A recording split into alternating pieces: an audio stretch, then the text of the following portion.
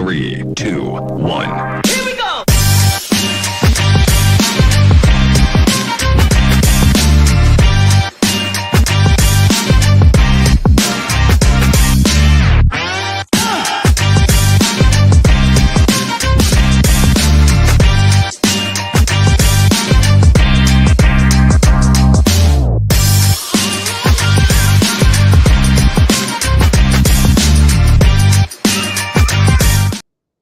All right. Good morning, good afternoon, everyone, and welcome to today's Exploring by the Seat of Your Pants event.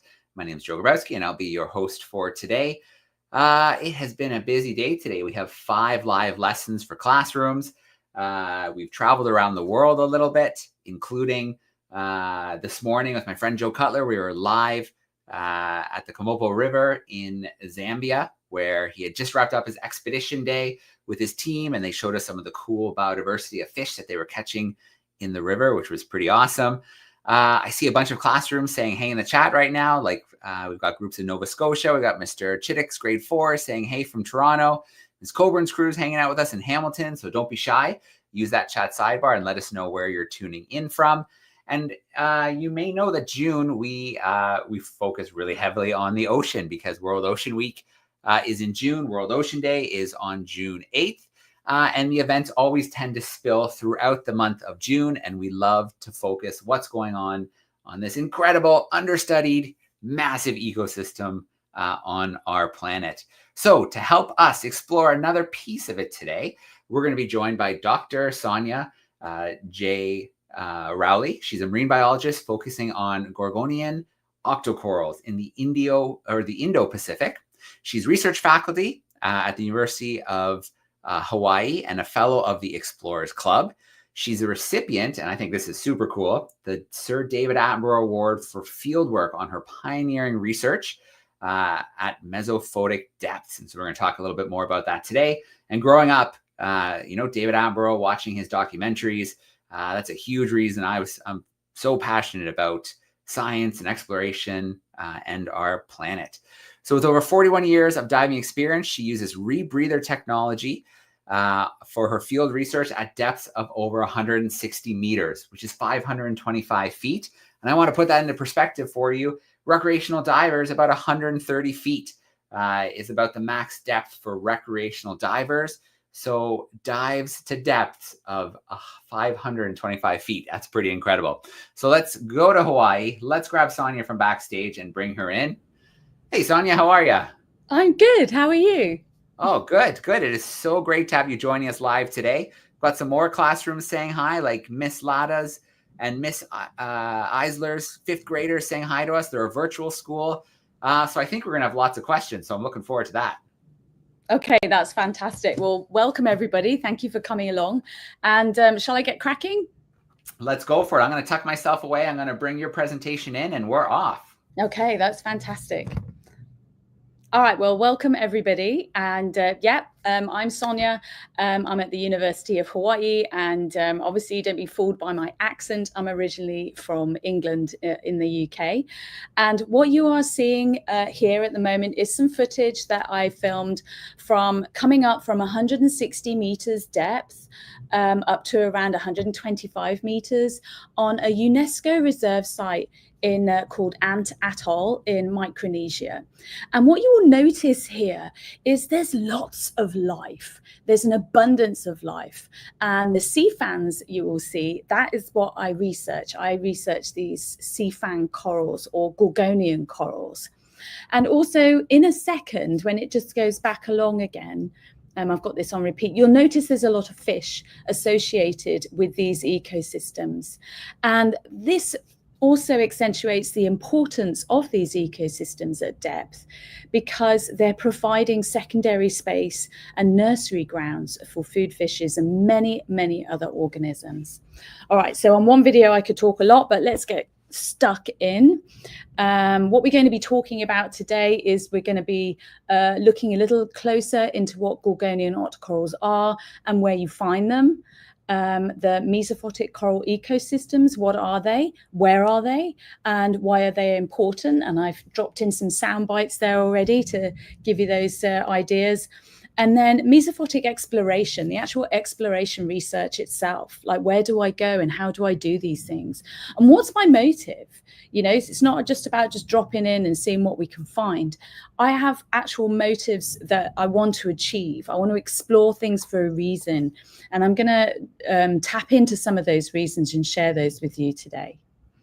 So first of all, when you think of corals, you think of hard corals and coral reefs. But actually the difference between Gorgonian octocorals and the corals that you see on the reefs, the hard corals, are quite significant. And the main thing is you've got the hard corals are part of a group called hexacoralia. And hex meaning 6, and that means the polyps are divided into 6 or multiples of 6 here on the left. And then the octocoralia, it's 8. They're always divided into 8. They always have 8 tentacles, but they also have what we call pinnate tentacles. And those are tentacles on tentacles, and that expands their surface area in order to absorb more nutrients. So those are the key differences. Now, Cnidaria, which is like the coral group, it has sea pens, corals, soft corals, and anemones. They are what we call a monophyletic lineage. That means all the species within that group, this huge phylogeny here, all originated from one common ancestor over 750 million years ago. And the reason why I'm explaining that is because they're old. They're like really old. They've been evolving for millions and millions of years to make a good job of being themselves. And then groups within that Cnidaria are also monophyletic. So they're very much their own individual groups. And they evolved again over 750 million years ago. And then you have Octocoralia here, which is 550 million years ago. And then the Scleractinia, the hard corals, I think it's up to 420 now, but at the moment we'll say it's 360 million years ago. And the reason why I highlight that is that the octocorals have been around for a long time, really doing a good job of being biologically successful.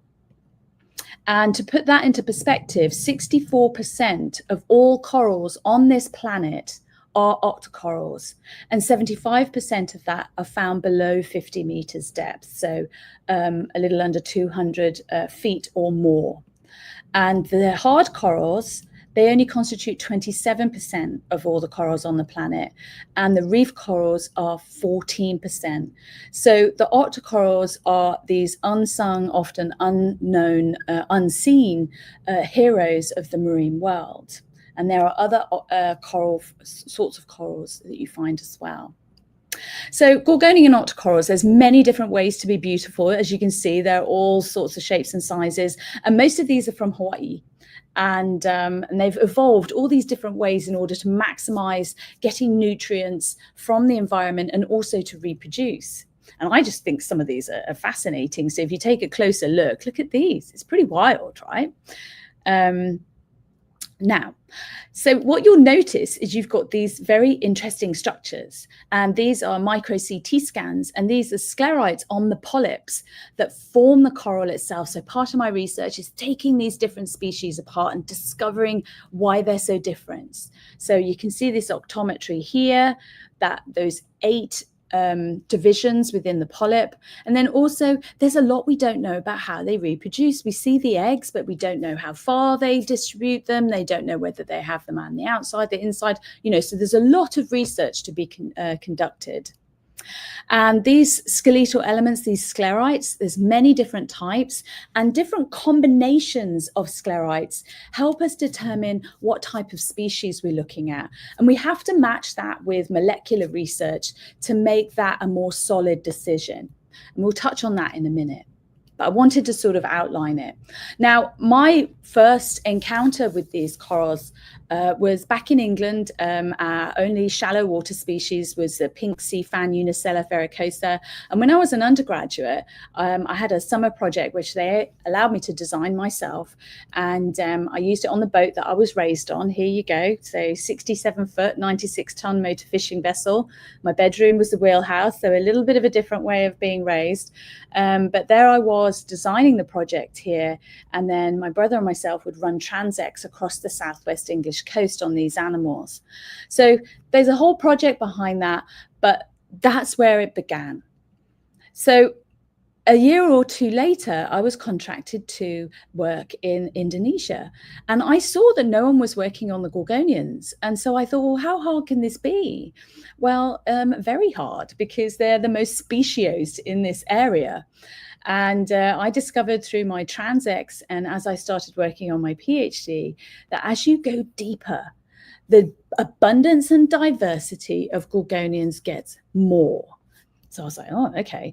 But I couldn't find out what the species were. There were so many of them. So I took a year out of my PhD and I went to many, many different museums around the world. So this is the British Natural History Museum, where I actually stayed in the grounds, and I started going through their collections, pouring through old expeditions from 100 to 300 years ago.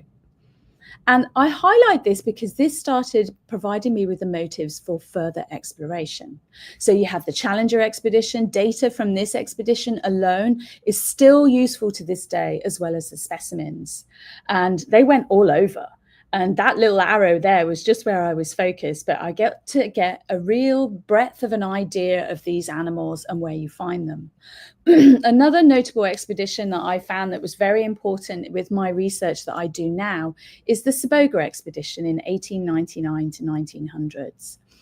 And while this is a convoluted map of their journey, it was very much of where I have focused my research for many years.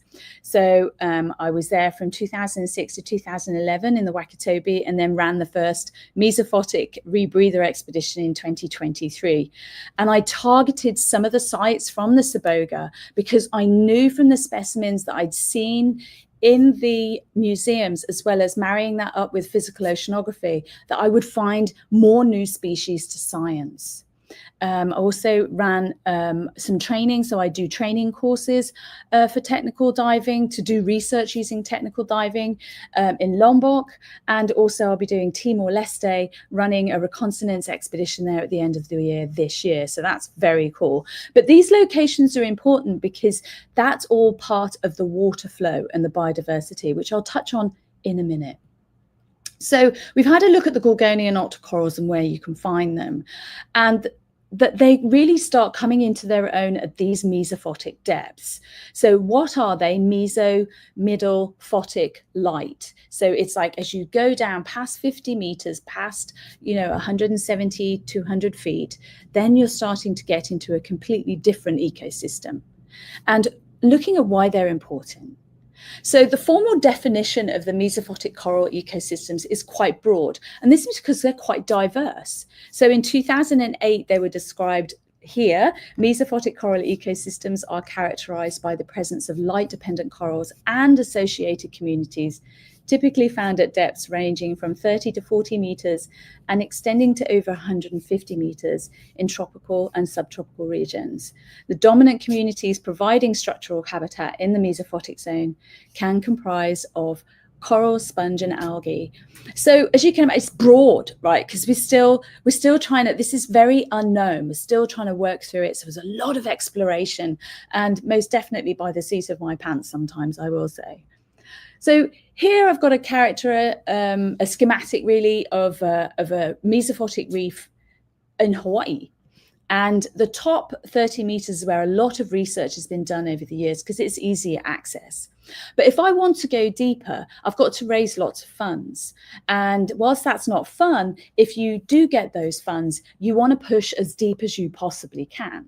So using ROVs or submarines here. So here's ROV as well. And so there's this middle zone here, the mesophotic zone, which only recently with the advancement of technical diving, really starting to be able to access. And so I use a rebreather. So for those of you who are familiar with scuba diving, when we exhale, we have these bubbles. But in that exhalant, we have 17% oxygen still. So the rebreather recycles that. So we don't breathe out. We don't breathe out bubbles. We recycle that gas. And then we have what we call a dynamic breathing gas. So we fortify it with the right gas. And I can take questions on that afterwards. It's quite a complicated subject area, but this is what I use to go to those mesophotic depths. So I wanted to share with you here, these are the Gorgonians around 289 feet in Okinawa, Japan. And this is an old sea level stand from up to about 130,000 years ago. And this sea level stand, where sea level used to be all those years ago, now creates turbulence and attracts other species to settle and feed. There's a lot of nutrients. But what you'll notice again is I'm showing you this abundance and diversity of life that we just don't know are there. And lots of Gorgonians, several new species to science from this location. And all those glassfish. I mean, it was amazing. Okay. But also in mesophotic depths, we see human impact. So one of the sites from the Saboga, that expedition I was telling you about, that I found these exciting species and that was going on 200 years ago, I also found fishing impact. So these deeper depths are not immune to our influence, unfortunately. So here we have new species to science with old fishing line and waste wrapped around them. And what I do is I try and share this on social media platforms so people are aware of it, because it's really, really important. But as you can see, there's these beautiful, beautiful creatures, and you have human impact on them, even in the remote locations of the Wakatobi.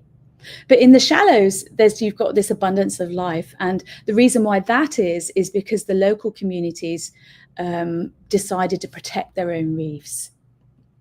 So I planned this expedition relative on the historical information, but also you see these numbers down here on also the depth profiles. So I'm seeing where deep water, high nutrient water from the depths are coming up and providing food that will create these abundance mesophotic environments.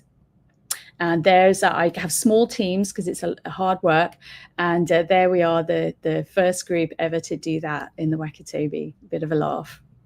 So, okay, so we've had a look at mesophotic coral ecosystems and why they're important, and also looking at building on some of the reasons why I want to do this. Well, one, I was raised diving, and the gold stars of where I've been and led expeditions, and the question marks of where I want to go, which is everywhere, basically, because it's very cool. And here I am. I'm going to take this sound off. Here I am actually collecting a snippet of the Gorgonians. Because they're colonial, I don't need to take the whole thing. I can just take some, and they grow back 6 times faster until they reach their original size that they were. So I take a small bit and collect them for research. So what I do is I get when I get my target colony, I take a photo. I take a photo of my dive computer, so I know exactly the conditions and the time of when I collected that specimen. And then I put them in a pre-labeled bag, which will be its unique identifier for the rest of its scientific life. And over the years, I've collected over 8,000 specimens, which I have here. I have them flat packed, so it's efficient. And most of these are new species to science. So now I focus a lot of time not only on more exploration, but raising funds for the research in order to describe these species, and the salary for me to do that too. So as you can see, I mean, the list just goes on and on and on and on, a huge diversity of unknown animals that we have. So here's my lab space, and here's just some of the collections that I have in my lab. So as I noted earlier, the species richness, which is the number of species, the amount of different species, increases with depth. And I was able, using specific protocols that I designed, was able to really characterize that and basically put numbers on my observations. But also starting to look at what drives these communities.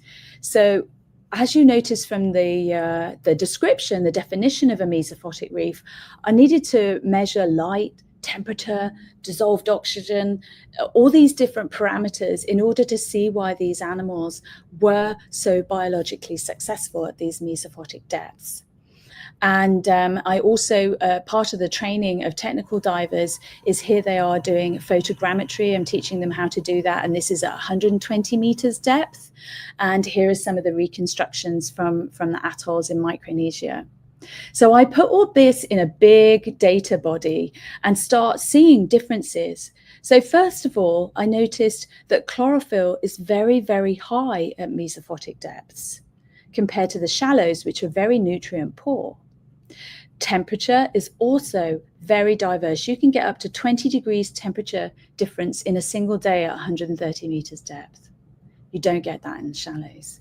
And also dissolved oxygen has a high variance at mesophotic depths. I was like, oh my God, these things are so biologically successful, and yet they're in pretty harsh environments. So I put all that data together to then start looking at what drives the communities. And this is pretty intense, but I'm just giving you an idea of what goes in.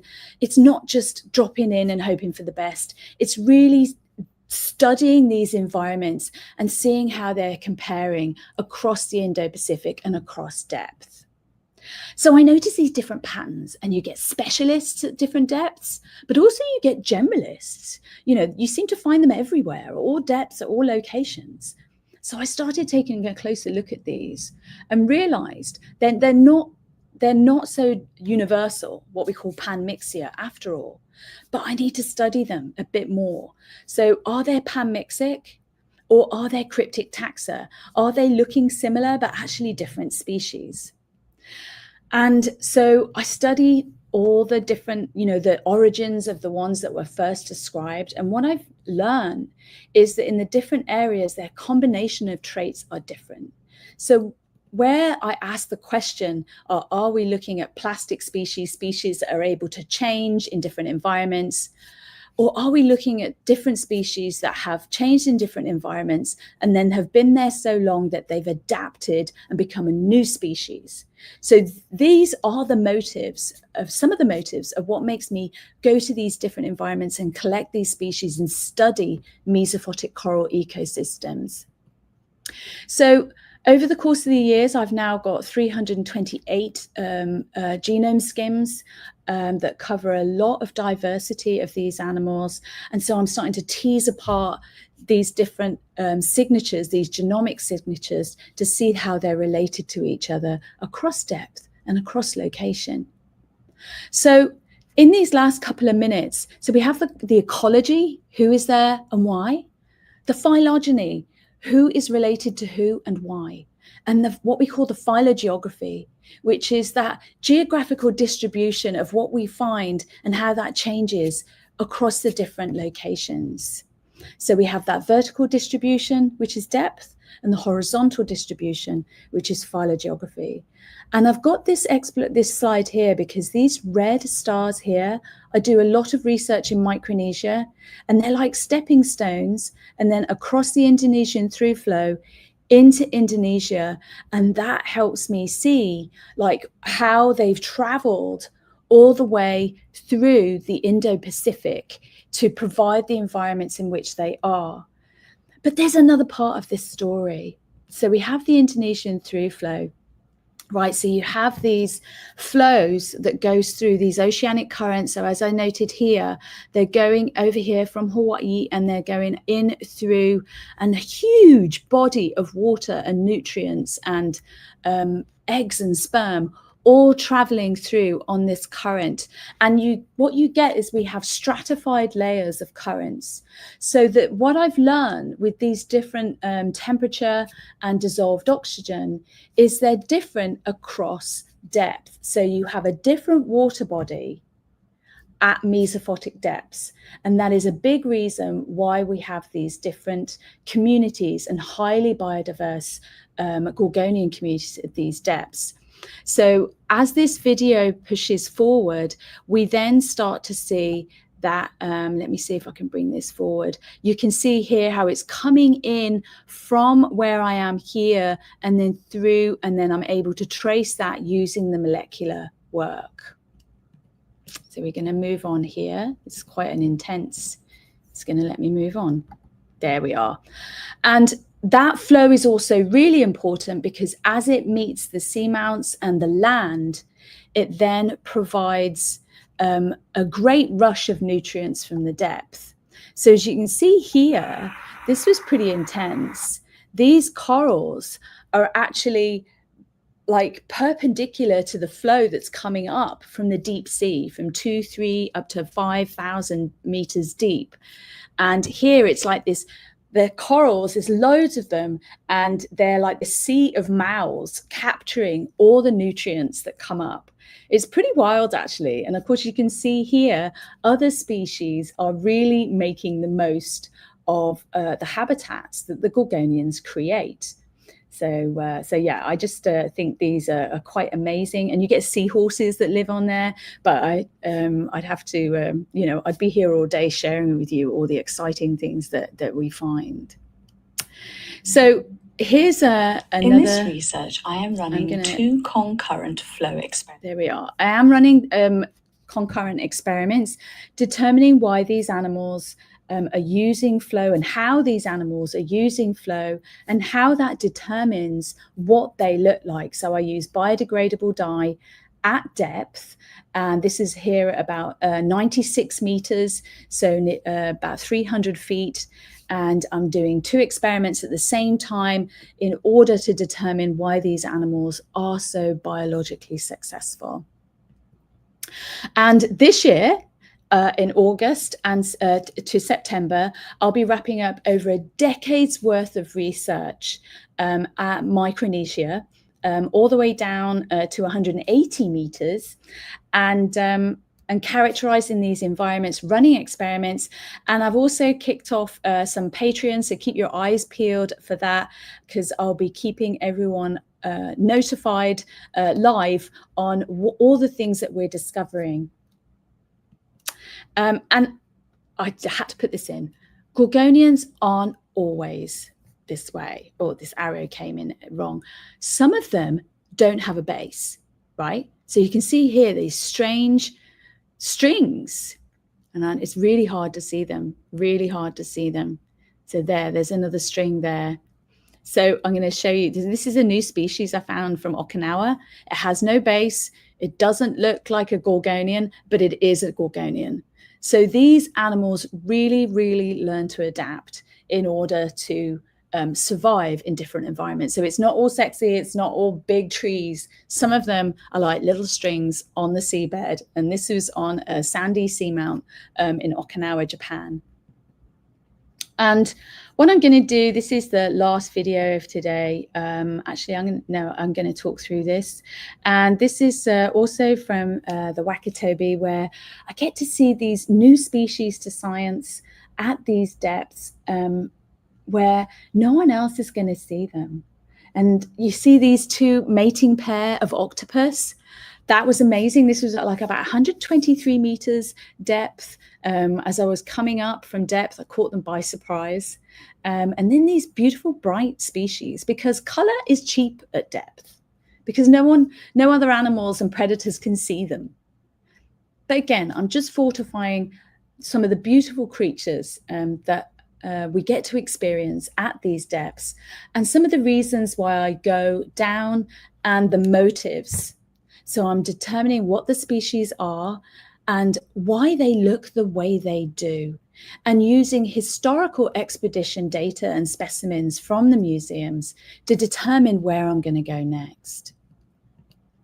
So here are some of the funding that I go for, and I do my diving under my own LLC, so I can train people, train technical divers to assist with this research. I have like many more things to share, but I'm going to open it up for questions, and thank you for your time. All right. Sonia, thank you so much for taking us into the Mesophotic world, to the Gorgonian coral. It is pretty, it's amazing. It's beautiful. It's no wonder you're finding new species every time you head down there. It is so underexplored. And the training, the training to do it is obviously pretty complex with the really cool rebreather gear. We are going to start some questions, but we're also going to play a Kahoot quiz. So while you were presenting, I pulled together a little Kahoot quiz so students can test their new knowledge. So if you want to join us in Kahoot today, you need to go to kahoot.it, kahoot.it, and then the PIN number, you can ask for it, today's is 737-1520. So you might have Chromebooks or tablets. You can use at your seat. You could join that way. You might not have that, so your teacher can put that up at the front of the classroom. You can shout out your answers to him or her. You may be joining from home. Use a tablet or a phone and scan that QR code. Or if you just can't join with tech, no big deal. Play along and see how you do. While we wait to see if we have some groups come in here and join us, I have lots of questions in the chat, so I'm going to start with some of those. Where should we start? Let's see. Okay, so Mr. Chittick's crew, Sarah would like to know about how many types of coral do we know of, and aren't you ever afraid to go to those deep depths? Right, so the types of coral, what you mean, the species of coral, of gorgonians, or, you know, I feel like it's general. They might just want to, how many coral species do we know of? Right, so the current estimate is about 5,500, but we're pretty sure there are a tremendous amount more, and that's all down to funding and research and exploration. And am I afraid to go down? No, absolutely not. It's my happy place. It's where I have found my solace, as it were, since I was a small child, is to be in the natural environment. So I feel safer at depth than I do in daily life. How about that? That's me being very candid. All right, fair enough. Jackson would like to know how corals are maintaining, getting the basic nutrients they need. So that's a very excellent question. And different species have evolved different ways. And some of them are what we call zooxanthellae. So they have this symbiotic association with the what we call symbiodinium or zooxanthellae. And you get more of that with the hard corals, the reef corals, but many gorgonians do as well. But gorgonians are also more reliant on what we call heterotrophy. So that is taking nutrients from the water column. And at depth, you get more nutrients. I was able to show that with the high chlorophyll levels. And what I've noticed with the octocorals, and what I've discovered actually, is that they have expanded their surface area to absorb more dissolved organic material. So you have those tentacles on tentacles. And so they have expanded their surface area so they can take in as much nutrients as they possibly can. So in short, different species have evolved different ways in order to maximize the environments in which they are in, because they are what we call sessile animals. They can't just get up and walk off. So you're in an environment, you're either going to make it or you're not. So they've evolved all those branching structures to get their faces out there, their polyps, should we say, in order to get as much food as possible. And the ones in the shallows are more likely, not always, but more likely to have photosynthetic associates with them in order to get more food. Okay. I think we're ready. I think we've got our group in here. So I'm going to hit start on the Kahoot. There are multiple choice. There are true or false. The quicker you put the right answer in, the more points you are going to get. So I believe we have a multiple choice coming your way. A nice easy warm up. Where is Sonia joining us from today? Is she in Hawaii, Florida, Ontario, or North Carolina? There's a clue to coding here as well, which I think will give it away pretty quickly. But where do you think it is? Hawaii, Florida, Ontario, or North Carolina? You have about 12 seconds to get that answer locked in. And we'll get our first peek at the scoreboard.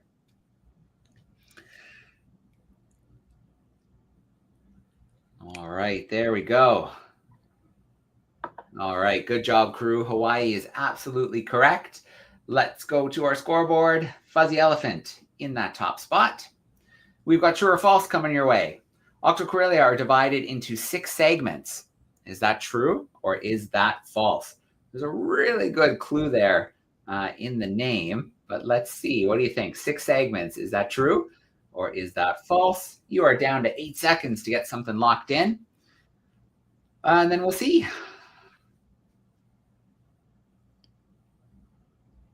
All right. So that is false. Octo, we had that great clue there. 8. We talked about the hexa earlier. Those would have been 6, but 8. So that was false. We tricked a few students on that one. The soaring horse, soaring into that top spot. One more, true or false. These coral have been evolving for millions of years. These coral, they've been evolving for millions of years. Is that true or is that false? Halfway point, 10 seconds to get your answer locked in. These coral have been evolving for millions of years.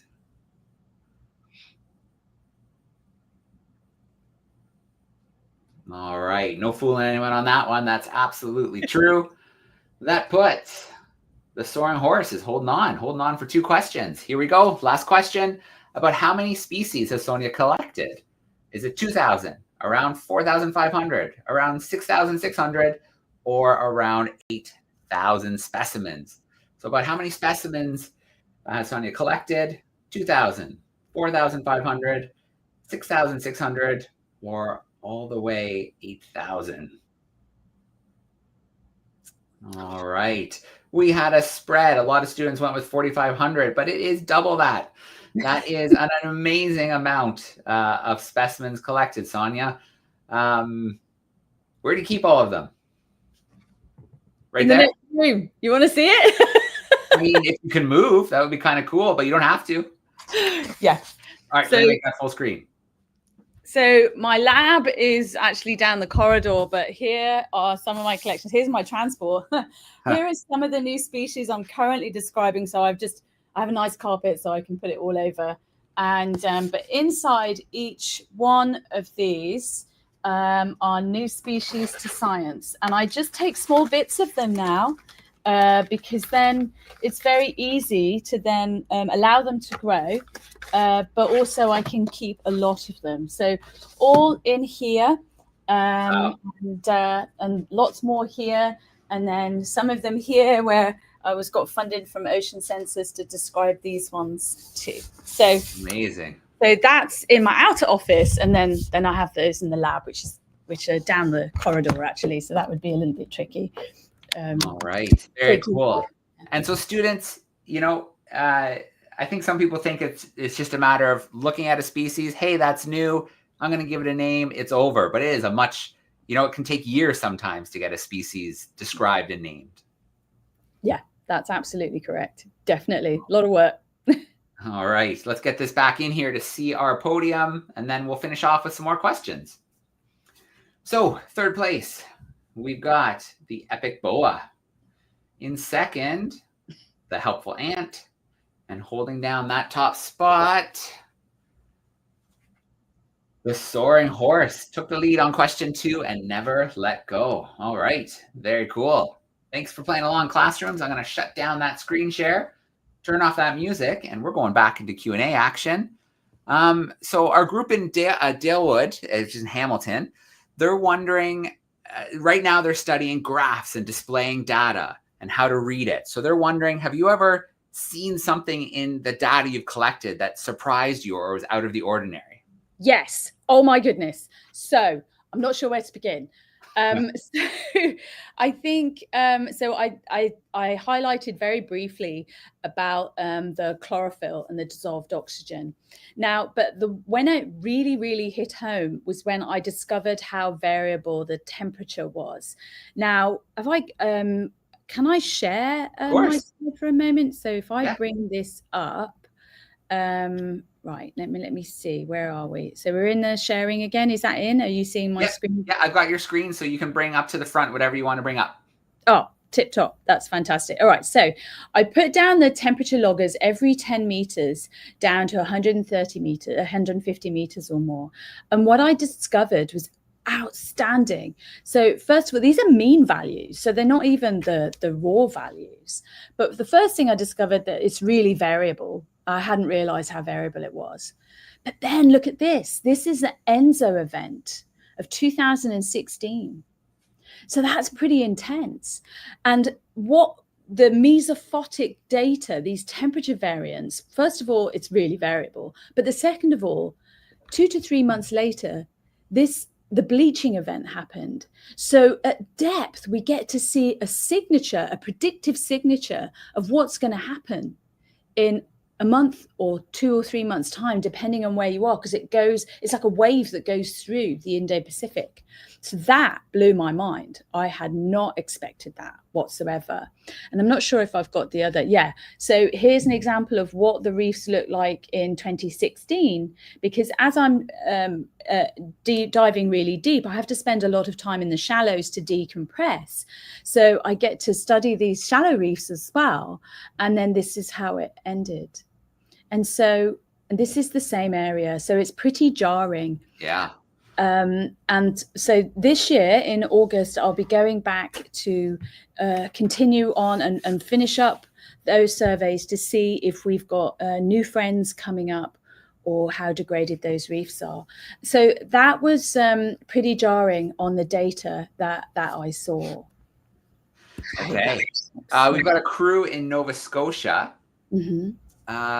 and they're wondering,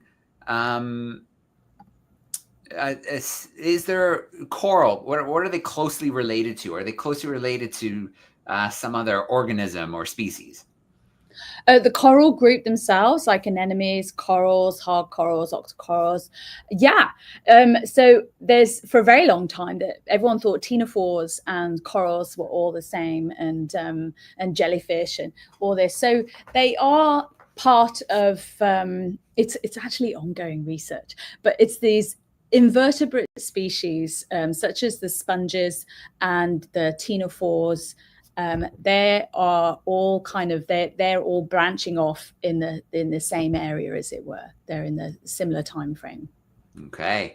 So they'd also like to know how long your dives are on average. When you go down into the deep, how long are you staying on your rebreather? Right. On average, they're about 6 hours. My longest dive is a little over 9 hours, and that was to 181 meters. But generally, when I'm doing work dives, they're around 6 to 7 hours. And so, I drop down very fast, and relatively fast, it's a few minutes, and spend planned time at depth. But then I do work on the walls, so then I can still keep working all the way up. And so whilst it seems like a tremendous amount of time, I can also do a tremendous amount of work. Absolutely. Yeah. Okay. And then we know the zone that you're working in now. Can coral be found at even greater depths? Yes, absolutely. They can be found up to, thousands of meters. Black corals in particular are the deepest corals. I think there's like 6,000 or 8,000 meters for the black corals, and they're very valuable, very slow growing. But yeah, you can get, what we have is Lophelia, which is a deep sea, well, they've renamed it, but there's many deep sea scleractinians, and there's many, many deep sea octocorals that you can find several thousand meters depth. In fact, I'm actually working on some seamount research at the moment, which is around 1,000 meters depth, which is in what we call the oxygen minimum zone. And you have huge communities of Gorgonian octocorals. And that's very important for the manganese nodule research, because of course there's deep sea mining. Mm-hmm. And so I've got a project that I'm heading up, or I'm working, finishing up now, that does describe the different species at those depths, and sharing how much we really don't know about these environments. Okay. I'm going to steer us a little off track, because I love diving, and my favorite dives, anytime sharks come around. I love that. And you shared a picture with me while we were preparing for the event that I want to share now. Oops, I picked the wrong thing. Let me try that again.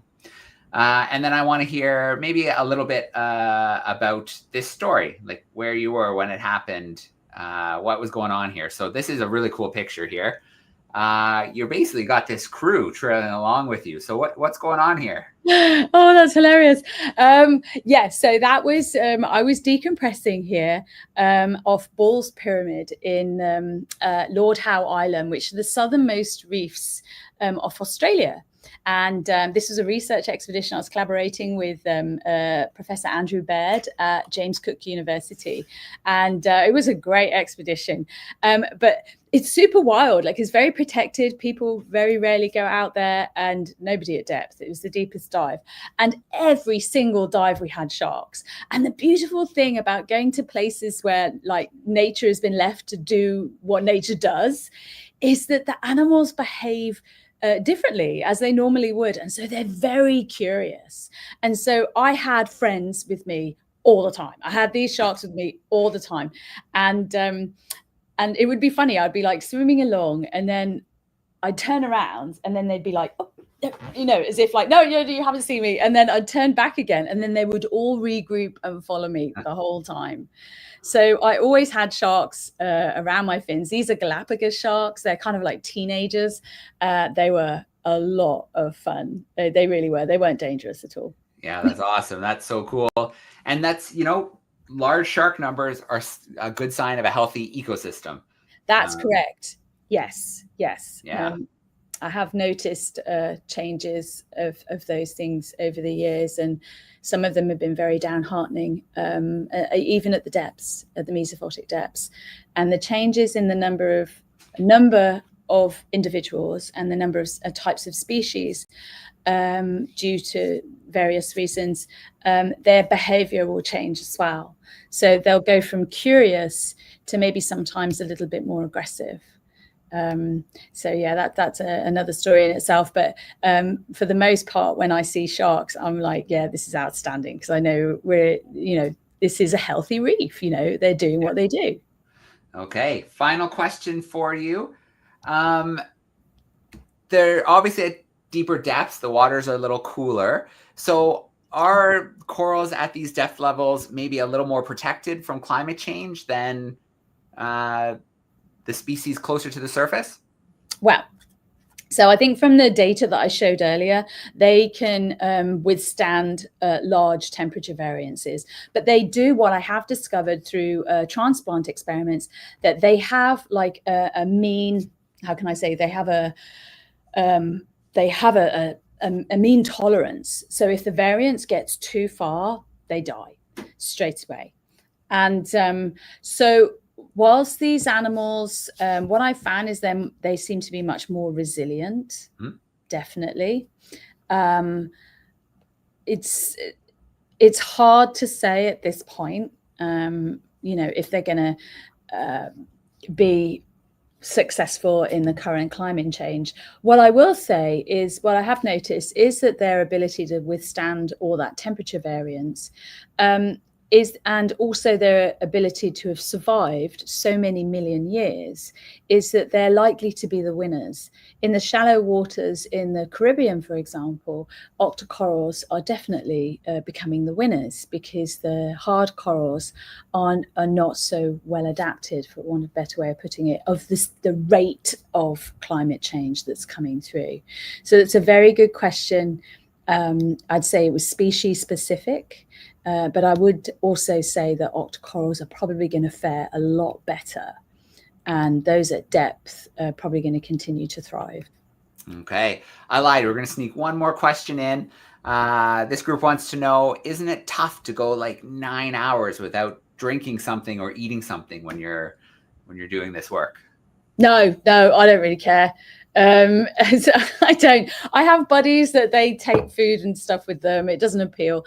I'll tell you what, I really like the fact that I forget that I'm human for several hours, and all the restrictions that go with it. But then when you get to the surface and you get your kit off on the boat, whatever you eat and drink tastes 10 times better than ever before. So, yeah. All right, perfect. Well, I want to start off with a shout out to our classrooms who joined us today. Thank you for those great questions. Thanks for playing Kahoot with us. And Sonia, thank you for letting us steal a little bit of your time out there in Hawaii today, and for taking us on an adventure to those, depths that are unseen, the new species abound. It's a pretty amazing job you have. Oh, well, my pleasure. Thank you very much.